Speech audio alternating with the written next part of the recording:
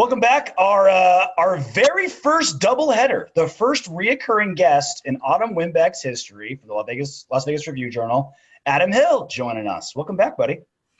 Wow, quite an honor. I didn't even know. I'm glad you sprung it on me right now. We wanted to spring it on you when you were on camera so we can watch you burst into tears and get to that acceptance speech for how big this is in your life. I wasn't expecting this. I didn't have any speech ready. I just want to thank everyone in the whole world, I guess. Thank you guys. I appreciate it. Good time. Either he has the thickest skin out of all of our guests, or he just has nothing to do. One of the two. It's still technically quarantine. I mean, even though we're allowed out a little bit, like, still stuck in the house. So believe me, when the world's back to normal, I don't even know who you guys are. Jesus, I don't blame you. Yeah, getting guests will be a lot tougher once people are freed.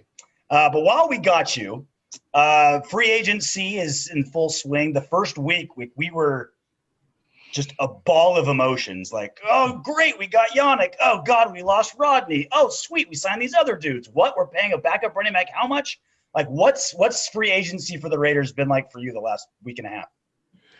I mean, the same kind of emotions in terms of covering it and just kind of, being on the phone and hearing from agents and hearing from different guys. And it's a really weird process. I'll also point out, like, not that your listeners and viewers care, but it happened to coincide with UNLV and doing a basketball coaching search at the same time. Mm-hmm. And so it's really weird. Like, free agency and covering a basketball coaching search is kind of the same thing, where it's like all these people are trying to get their names out there, trying to get their words out there. So agents will call you and be like, hey, my guy, he's real close to a deal. And it's just to kind of get a deal somewhere else. Like, they just want the publicity a little bit to go somewhere else.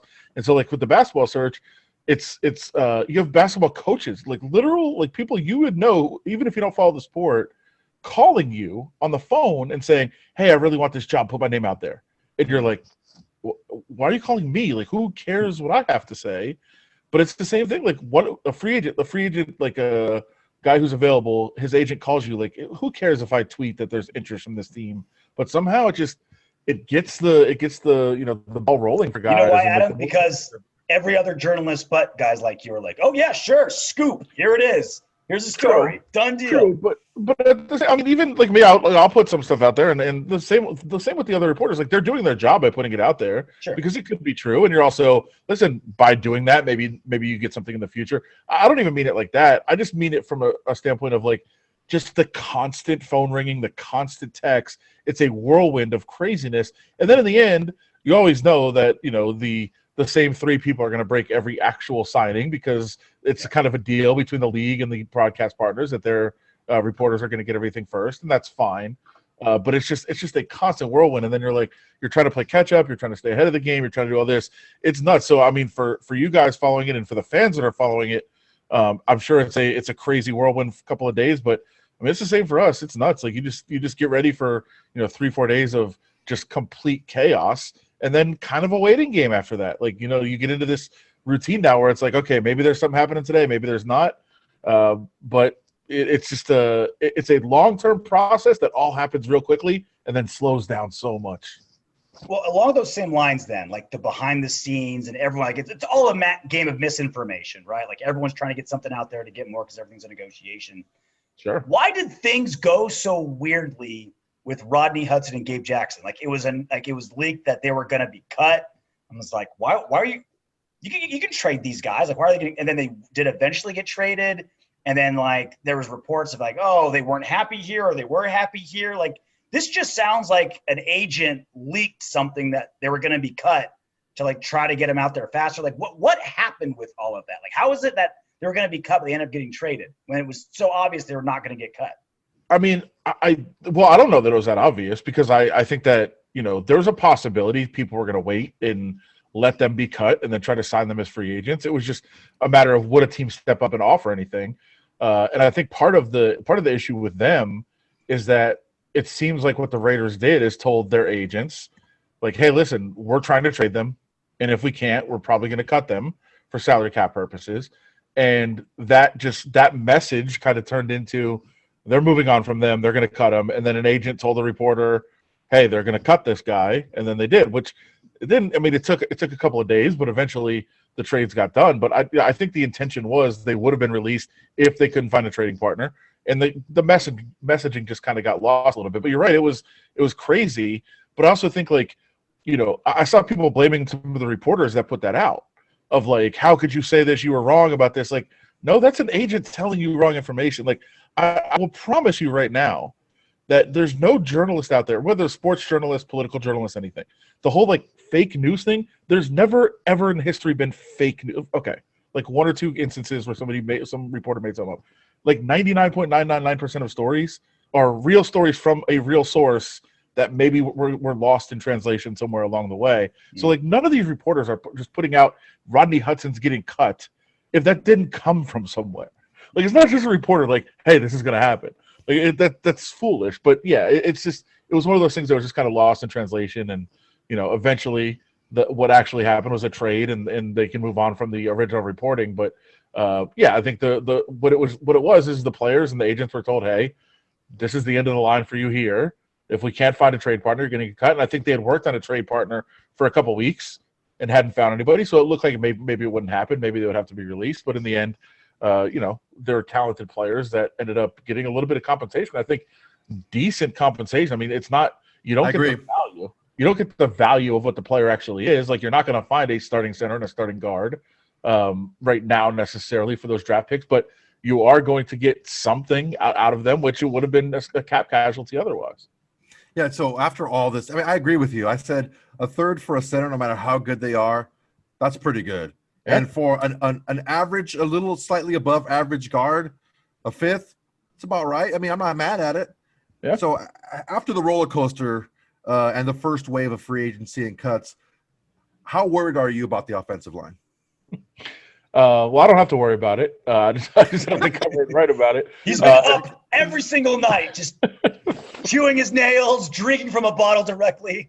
If you're Derek Carr, if I were Derek Carr or a Raiders fan, I'd be pretty concerned. I mean, certainly, it's clear that they've reallocated resources, right? They've said, hey, we were spending a lot of money on the offensive line for a group that's getting older and was playing well when they were a full unit. Obviously, last year there was a ton of injuries and they weren't there all the time. But, like, investing in an offensive line that was really good got them where exactly? It got them a pretty good offense. Last year, one of the, I would say a good to very good offense last year.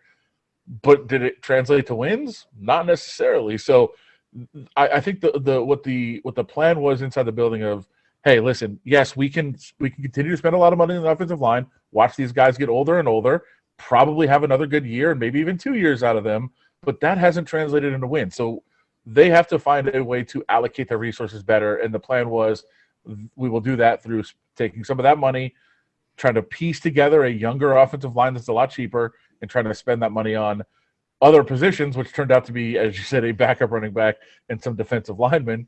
I don't know if that's a better way. Rip a defensive lineman. Jesus. Like 37 defensive tackles now. Like, maybe make it up in volume. Yeah, maybe some of them can turn around and play offense. I don't know. Like, maybe that's part of the plan. Iron Man safety? That might be Iron Man football. Yeah. Jesus. But yeah, I mean, they clearly made a decision that investing a lot of money in the offensive line was not translating to wins. And you can disagree with that, and I would say, hey, listen, it helped make the offense really good, and eventually, if you make the defense better, that will translate to wins. But you couldn't make the defense a whole lot better by continuing to spend that much money on the offensive line. So, yeah, I think you're concerned if you're the Raiders about the offensive line right now and how they're going to come together, how they're going to gel. But at the same time, like, what was it getting you to have 2 years ago, you had one of the best offensive lines in football, and it translated to what exactly? Like, I mean, I believe you have to build through the lines for sure, but you have to allocate the resources a little bit differently. Evenly, yeah. So one of the things that really stuck out to me, your first time on our show, was how respected Rodney Hudson was. When he spoke, everyone listened. What happened? There were reports that he wasn't happy. What happened in there? Well, let's see. I don't know, because again, and here's a problem, and I don't, you weren't in the facility. Yeah, I don't want to cop out on this. Yeah, we weren't in the facility all year. So when I was there, like last year in Alameda, when I was there every single day, and I was in the locker room after the game every single week, you could just tell, like, guys were around him. Guys wanted to hear what he had to say. If he didn't speak a whole lot, And I think that was kind of the book on him. Like it's not like he's going to give a speech every day, but when he did, like that was the attention. And I don't think that changed necessarily. I just think, well, first of all, I think there was a lot of issues last year. I think a lot of it had to do with not being necessarily around each other. I mean, they were around each other, but they had to be separated. They had to have all their workspaces different. They had to Zoom in their position meetings, all those things. So I think that kind of happened. Also, like, let's not. I don't want to pin everything on one guy, but there was a problem. There was a problem on the offensive line, right? And did his name rhyme with Schmrown? Sure. And so again, I'm not there. I wasn't there enough to say like, hey, Trent Brown was a cancer that was spreading. But I would say if I'm a player on the offensive line and I'm looking around and like that dude's making all this money and like what is he doing to get on the field every week? I don't know. And I don't know. And it could work the other way too. It might not even just be him. It could be the other way because clearly there was a problem between Trent Brown and the organization, right?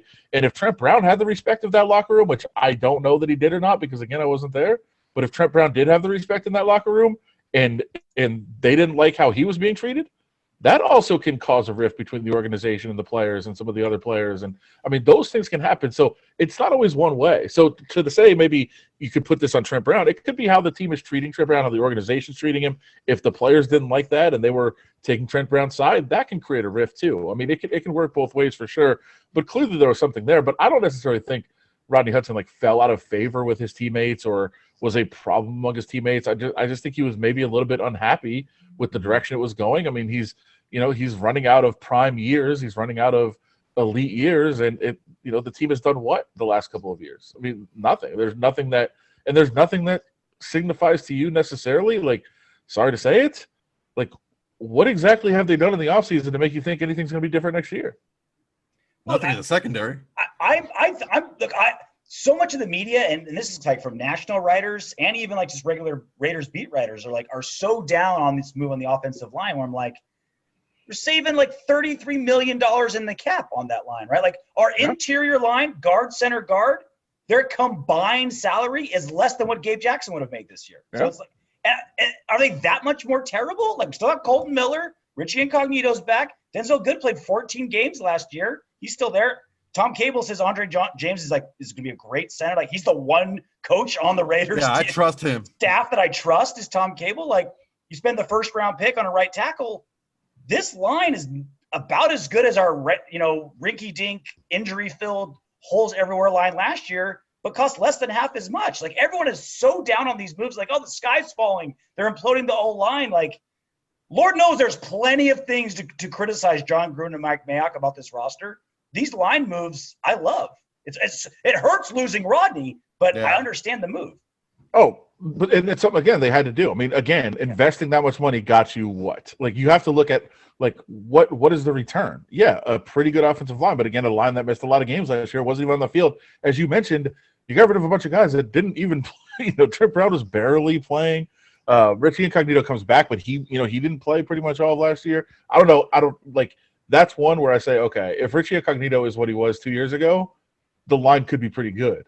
That's a big if, man. Yeah. The guy, he's an old man coming off a really serious injury. Yeah. I don't like. Yes, if you told me right now Richie Incognito is going to get plugged into the left guard and he's going to be what he was 2 years ago or even 3 years ago, okay. Like now you are building a pretty solid foundation for a line there, but I just think that's a big if that you have to kind of count on. And then a couple other spots that are ifs. I mean, I like McMartin as a potential, as a pass blocker, he's pretty good. He's a depth guy. I think can play a little bit when they need to plug him in. We'll see how it is. But I think you're right. Like, I think there's reason to be optimistic, much more so than a lot of people are. A lot of people are just looking at it like, you lost everybody. You didn't. Like, you've still got a lot of guys that played, a lot of guys with experience. You've got guys that are in place that could be good. You just have to see it on the field and see how it plays in. But I don't think it should be gloom and doom about what they did on the offensive line. The problem is you did what you're supposed to do, got younger, saved a lot of money, put yourself in position to really invest elsewhere to make the team better, and did what? Well, Yannick Ngakoue, I think, was a no-brainer. That was great, right? Great. It's exactly what we need. Like, literally, like a speedy edge rusher that can get to the quarterback. I mean, that's exactly what we need. I'm probably being somewhat hypocritical on this because last year I was like banging the drum for them to trade for him early in the season when he was available, and you could have got him. Last year was disappointing. A lot of the film from last year is not good. Now I will qualify with this. He played on 3 different teams. I mean, he was in the offseason with Jacksonville, then he was with Minnesota, then he was in Baltimore. It's tough to kind of find your place, tough to kind of settle in. But he definitely looked like much more of a specialist last year than he did like he's never going to be necessarily that 3-down defensive end, stop the run, get to the passer and pass. Sure. He's never going to be that guy necessarily. But even last year, like his pass rush win rate was not that great. He can get to the quarterback. He can, and we've seen him do it before. But he also, he's kind of a one-move guy. He kind of has thrived when he's had really, really good secondaries and had a little bit of time because they, when he had AJ Bouye and Ramsey in Jacksonville, he was amazing because they held their guy for a couple seconds and he was able to get to the quarterback. So, there's some hesitation I see in what he brings, but you're right. Like that's a position they need to get to the quarterback, especially in the Gus Bradley defense. They have to get a guy that can get to the quarterback, and that's why I think you get him. You invest in bodies along the defensive front that I think some of them can emerge. And I think what you're doing is kind of throwing a bunch of money at a bunch of guys and hoping a couple of them step up. But that's where you had to build. You had to build the defensive line because it wasn't good enough. And in Gus Bradley's system, you have to get to the quarterback. You have to, both from the inside and the outside. So if you're moving Cleve Ferrell inside a little bit this year, letting him get to the quarterback there, Ngakoue on the outside, Max Crosby on the outside, which if they're on the field together, good luck against the run if they're on the field together. But I think you've got some pieces in place to really start to build what Gus Bradley wants to do and start to get better defensively. Do you think there is, with this whole O-line imploding, and at least on paper, the idea is there's going to be some more investment into the defense? Does this tell you anything about, not that John Gruden is like giving up his power or anything like that, but is he like maybe open to the fact that, hey, maybe let Mayock make some decisions, maybe let Gus Bradley make some decisions, because this feels very un-John Gruden-like, which tells me maybe he's like, all right, in 3 years I haven't gotten a winning season yet.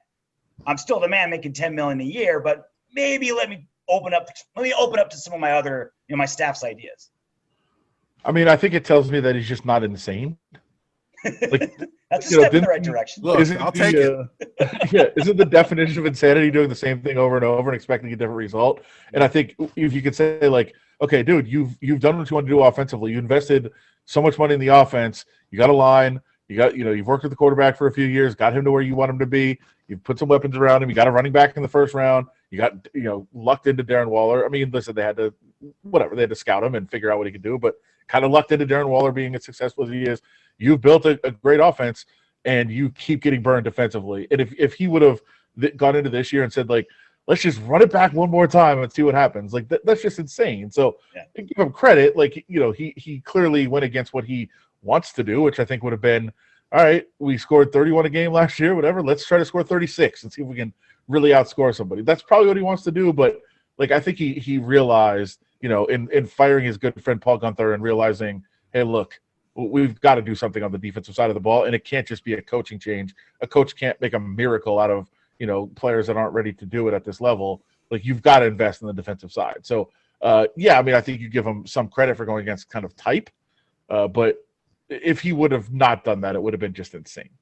What do you think was the dynamic, or what do you think is the dynamic in the room right now? Gus Bradley, former head coach, the guy he wants to bring in, a guy that you can do what Gruden likes to do with his coaching staff. He doesn't want any part of the defense. Just go ahead and handle it. You're basically a 1A head coach just for the defensive side. So just go ahead. I'm not going to bother you. Do your thing. Gus Bradley's the kind of guy you can do that with. And he pounds the table. They went after, and they got the position and the guy they wanted right away. Gus Bradley was pounding the table for that guy. What do you think that dynamic is? Is it shifting? Is it just Gruden kind of like, okay, we'll see if this works? Or is he actually, you think he's actually buying in?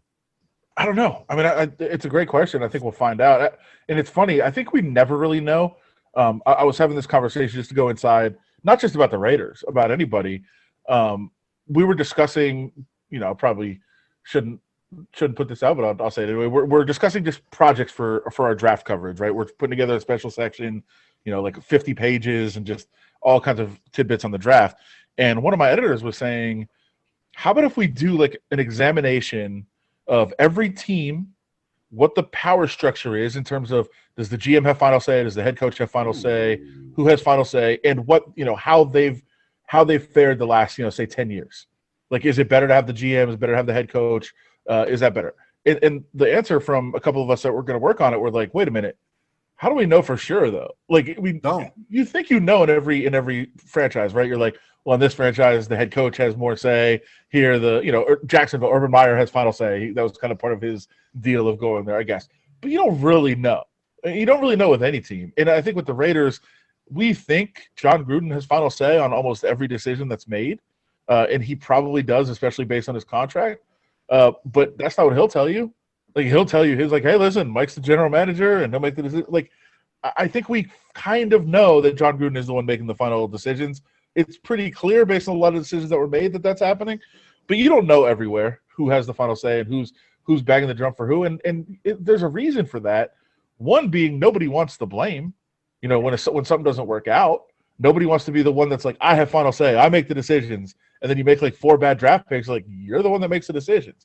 Everybody wants it to be a conglomeration of kind of everyone who's making those decisions. So I think it's tough to really get a read on it. I mean, I think it's obvious, like we're talking about, that John Gruden has been the guy making all the decisions no matter what, and he's had the final say on everything. And now this year, maybe he's allowing, it makes sense that Gus Bradley is the one who drafted Yannick Ngakoue when he was the head coach in Jacksonville to then bring him in as, his first big acquisition on defense here.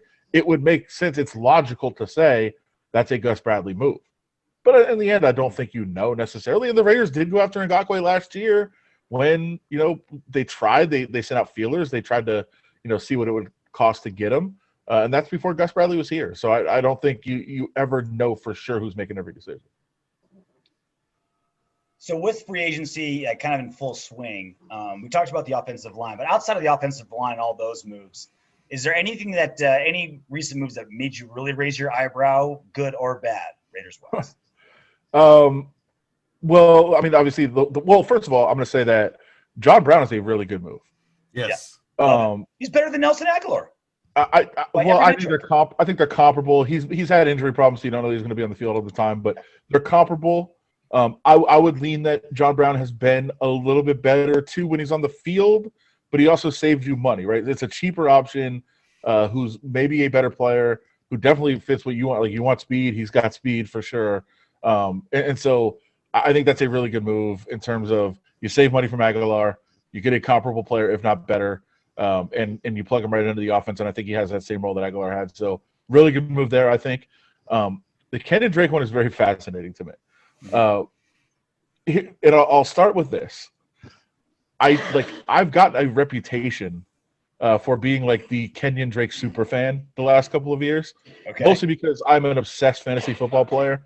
And when he was in Miami, it was like I was just obsessed with how good he could be if he ever got out of Miami. It was like a running thing with people I'm in fantasy leagues with, like, free Kenyon Drake from this awfulness of the Dolphins and let him shine. And then he did. And he had that one run at the end of 2 years ago with Arizona. It was like 6 touchdowns in 3 weeks. And it was like, I was getting all the, I was soaking in all the accolades of like, wow, I'm brilliant, I'm a genius, this is great. And I thought last year, obviously he had some injury problems. He wasn't as productive. Also last year, a really weird development in that his receiving really went downhill last year. He was a guy that could really catch the ball, was a weapon out of the backfield as a receiver in Miami when they were able to use him.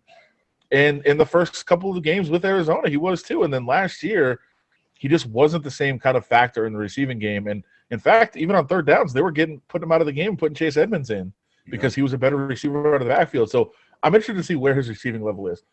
But all that being said, like, bringing him in, everybody keeps calling backup running back, and I had referred to him as that earlier. That's not really what his job is going to be. It's going to be what they wanted Lynn Bowden to be last year. Yeah. That everybody's calling the Joker or whatever it is. It's going to be just a weapon, more of a receiving type player if he can continue to, if he gets better, if he bounces back in that regard. And really just like I'd watch for him on a lot of third downs, take the pressure off Renfro and Maybe it's going to Kenyon Drake. Maybe you can use him in a lot of different ways. I think just get the ball in his hands and see what you can do with it. That's what they want to do with him. But that's a lot of money to pay him to do that job. Yeah. So I'm interested to see. Like, I know, like, I don't know how much you guys follow Pro Football Focus, guys. That's I'm pretty obsessed with a lot of stuff they do and a lot of stuff they talk about. A couple of them are convinced that the Raiders are trying to put together a package still to acquire a quarterback, and that Josh Jacobs is now on the block because they got Kenyon Drake to come in and take his place, which I don't buy into that at all.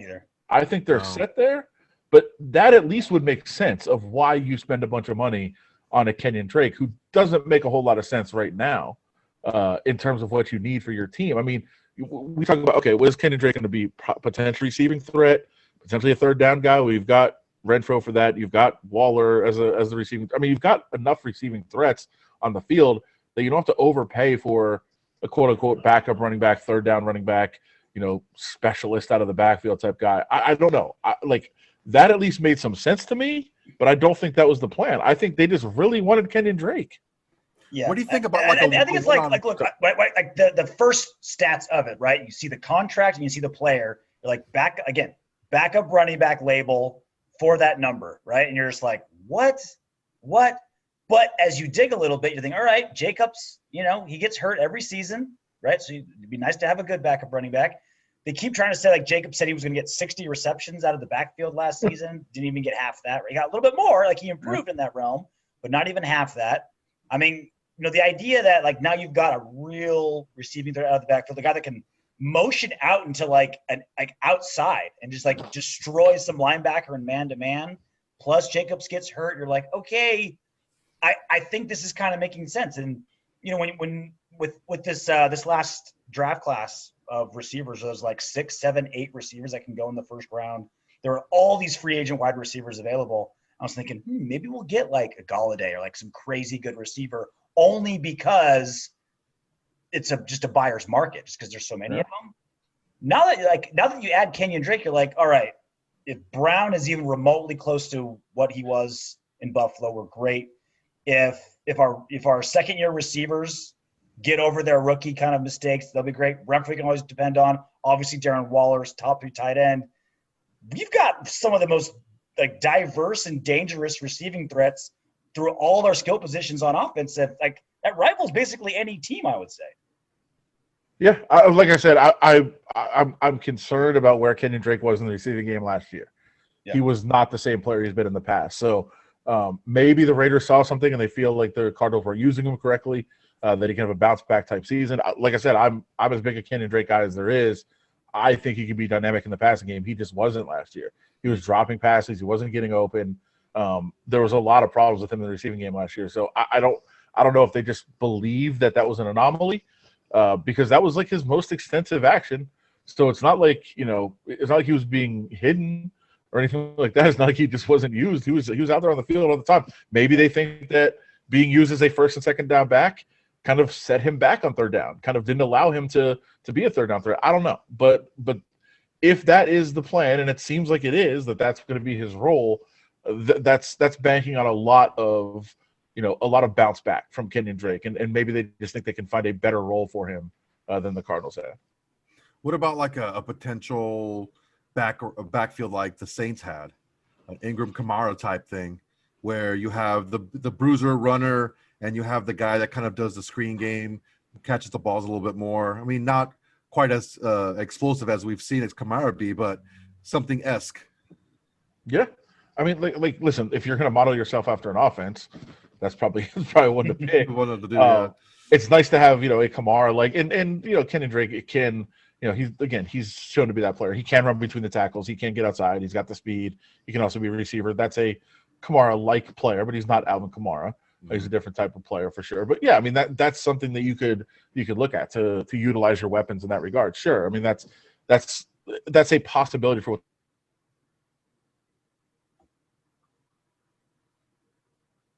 I think we lost you there for a second, Adam. Yeah, lost the audio. Lost your audio there, Adam. Right when it was getting hot too. I know, right? Things are getting juicy. He was waxing poetic. Oh, there you are. You back? Oh, we're back. Okay. There we go. Sorry about that. You were waxing poetic, man. You were on it. It was. Sorry, what I was going to say, and I don't know when I froze, but what Kenyon Drake is to me is a luxury, and I just don't know that they had that luxury right then when they made that signing. Were they in a spot where they have a, hey, we're so good everywhere else, we got this luxury that we're going to bring in right now. We've got a chance to an open roster spot and some open money to bring in this guy. Like, I feel like there's other spots they need to fill before they can take a chance on a luxury guy. I felt like I got kicked in the dick when Anthony Harris signed for $5 million for 1 year. I got gut punched, and I was like, what the fuck? It's like the chick that was way too hot, and I didn't want to ask her out. Ends up going out with RJ. He's the freaking ugly friend of mine. It's like, what the hell, man? I should have just asked her out. That's quite a comparison. Is he painting a picture for you, Adam? Do you understand where his question's going? No. You're gonna have to be a little bit more clear on that one. That's weird. Well, here's the other thing. I mean, I think there's a lot of guys though. I still think there's guys on the market that are out there. And I still think there's gonna be guys that sign where you're like, wait, what?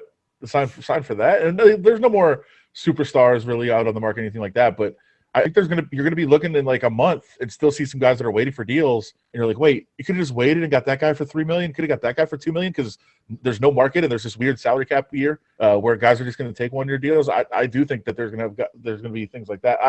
I thought, and again, this is a different scenario. I'm going back on it, but like, I thought Marcus Williams was going to be a guy who was going to be available and could probably be like a perfect fit.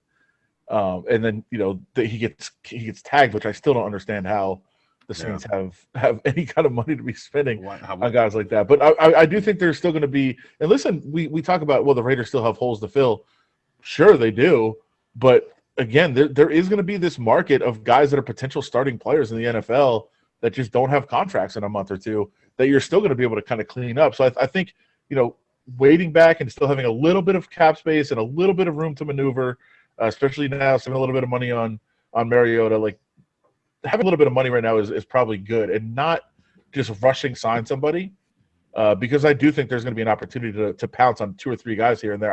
I thought that was going to be the Raiders' plan from the beginning, of just kind of sitting back and plucking guys that just weren't happy with what the market was, didn't think that they were getting what they deserved, and just stood back out and didn't sign, and then all of a sudden had to settle for deals at the end of free agency. I thought that was going to be the plan, and it still might be. They still have opportunity to do that with a couple of guys. There's going to be guys available that, they're like, well, this year sucks because of where the cap is, and I can't get what I want to get, and I don't get the market value. But yeah, to go back to your question, that had to be disappointing for a lot of teams to just think like, wait, why wasn't that our focus? Why did we wait and get a guy like that for $5 million steal? Well, AJ Bouye's out there still, I think, corner. What do you think safety wise if you had to pick from whatever's left out there? Because that's a big need for the Raiders right now. It is. I'm interested to find out if they plan on waiting for the draft. There is a couple guys that are second to third round, possible projections, but like Moehrig is definitely a day one starter in the NFL. I think he's the only one that's really in the draft right now. He's projected right there. Did I freeze on you guys again? Sorry. We hear you, but you're frozen now. What a disaster. Before you were moving, we couldn't hear you. Now you're there. You are. There you go. You're back. Might as well just shut the camera off anyway. Just talk. That's better. Yeah. So, but I mean, it's possible that's the plan. I know a lot of people are kind of looking at, wanting them to go right tackle in the draft now. I know they were down at Elijah Vera Tucker's pro day today, kind of checking him out from USC, who he could play guard or tackle. I think he's a stud, man. If he's available, that's your right tackle for a long time.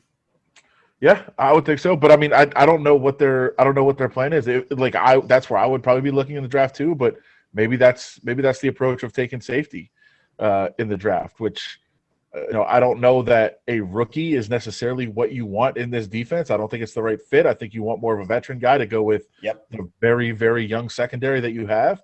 But I also I do feel like a couple of those guys, Marcus May going back, and as I said, with Williams going back and getting tagged, I think that they thought the safety market was going to be a lot deeper. in free agency. A lot of people, I mean, when you looked at the projections for who was going to be free agents, there was like 5, 6 like star safeties that you're like, all right, you can have your pick of these guys. And then like 4 of them signed, had.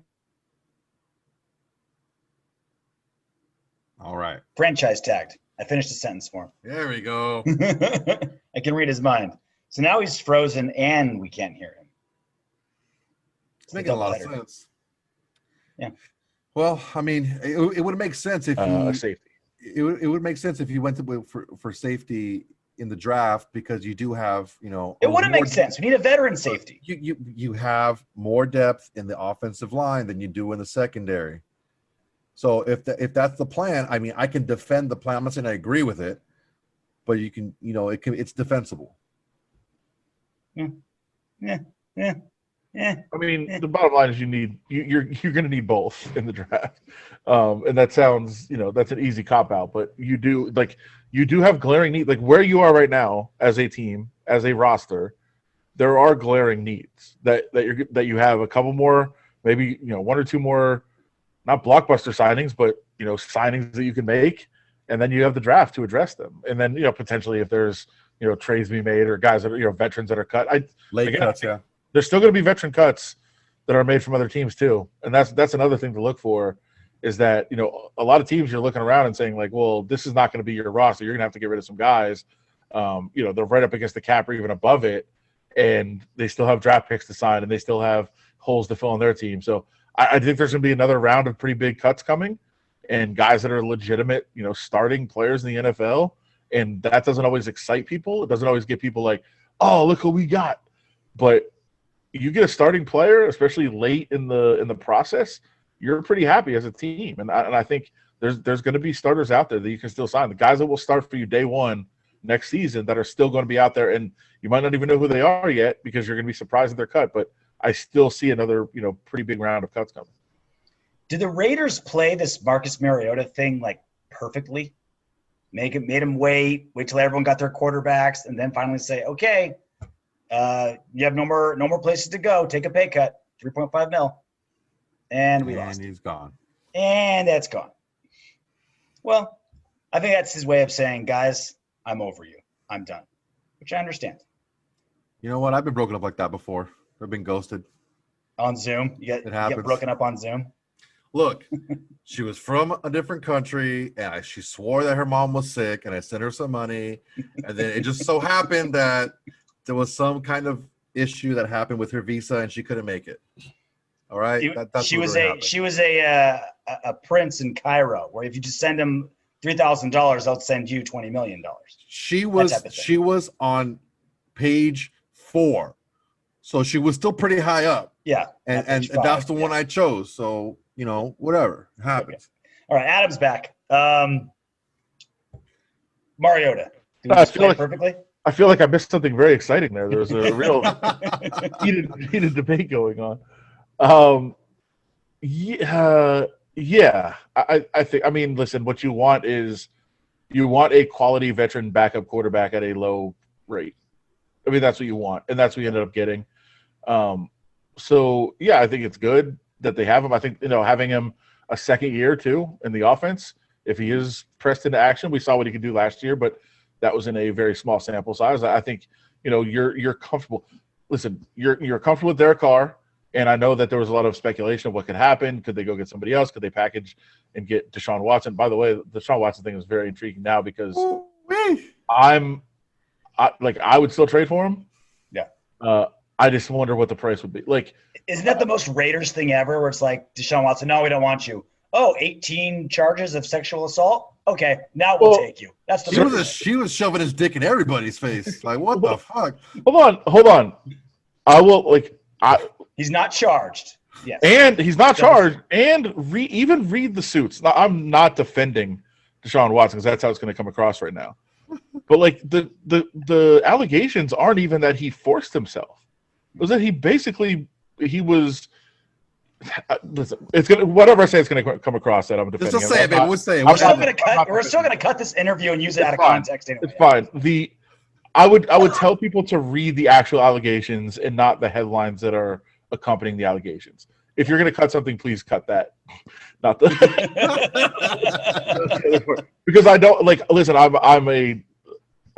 think if any of these accusations are true, like it's awful and terrible. But I also like am very, very intrigued by the actual wording of some of the allegations that are very interesting. Like, was he just asking for the dome, not forcing? And now we don't hear you again, Adam. Yeah, your mic's off again. Was he just asking for the buttons? I don't know. We don't even have to cut him out of context. He's doing it himself. Perfect. Yeah, he's bleeping himself. Yeah, I am. There he is. He's back. This is a nightmare. I'm sorry, guys. But like, okay, a couple weeks ago, people were like speculating what would the cost be, and it was like, I don't know, 3 ones, Carr, Jacobs, maybe a third and a fifth. Also, like it was all this craziness. Now, if you called and said a first and Carr, deal. I mean, circumstances do change, and like I think it's it becomes more interesting now to see where the market is. But again, I'm just speaking from a pure football perspective on this to where it could be. But no, in terms of Mariota, yeah, like if you are, and I do think Carr they're perfectly content with him as the starting quarterback. I think they're excited about him as the starting quarterback, as they should be. And if you're going to have Carr and he's going to be the guy, and you're going to have Mariota as a backup, like that's about as good a situation as you can have in the NFL. Like other teams are looking at that saying, hey, that's something we would definitely take going into the season. So I think you're set there, and to have a quarterback room where you have a competent backup, more than a competent backup, somebody that's won games in the NFL, somebody who showed he can still play last year, somebody who's a second year in the system, and to have him on that price tag, you're one of the few teams in the league that can just sit back and be like, all right, we're set at quarterback. Starter, backup, the whole room, we're good. We only have to worry about the other positions. That's a good position to be in for any team. That's 2 more quarterbacks than they have in Denver. Mm-hmm. All right, well, your laptop is telling us that you're done. Because it keeps trying to pull you away from us. We appreciate you coming on. More tired than I am. Before we let you out of here, big heavyweight title fight in the UFC this weekend, real quick. Yeah. Stipe's an underdog again. Tiny underdog, right? Like he might be a favorite by fight night, but like you guys got more UFC heavyweight title defenses than anybody. This can't be a favorite. The greatest of all time, underdog in the fight. Every single time. Every time. It's crazy. And I don't know if you know this. He's actually a fireman, and he still works his job. Not a lot of people talk about that. I don't envy the MMA beat when it's quarantine time and you don't get your one-on-ones. I don't envy the stories you have to chase down. It's true. It's true. But Francis is a Las Vegas guy now. He's been here for a while. He's such a good dude and such a great story. But Stipe is just so underrated. I mean, it's hard to say a guy that's considered the best heavyweight of all time in MMA by a lot of people is underrated, but he is. It's crazy. So I'm excited for this fight. It sucks that the card kind of fell apart a little bit around it. Yeah. But there's still some intriguing fights in addition to the main event. I just hope we get the main event intact up until Saturday because it's been kind of a mess the last 4 or 5 days here with some of these fights, and it'll be a big one this Saturday. His name's Adam Hill. Follow him on Twitter at Adam Hill LVRJ. Of course, you can check him out on Las Vegas Review Journal, and one of the first reoccurring guests ever in the history of the Autumn Windbags. No matter what happens in your career, Adam, no one can ever take that away from you. Yeah, and I'm going to restart the router and get new Wi-Fi for next time I come on. Thanks, Adam. Appreciate it. Thanks, Adam. Hey, Windbags, if you want Darren Waller to catch 20 touchdown passes this season, don't be afraid to click those subscribe, like, share, and comment buttons. Plus, your comment could be featured in the next What Up, Windbags?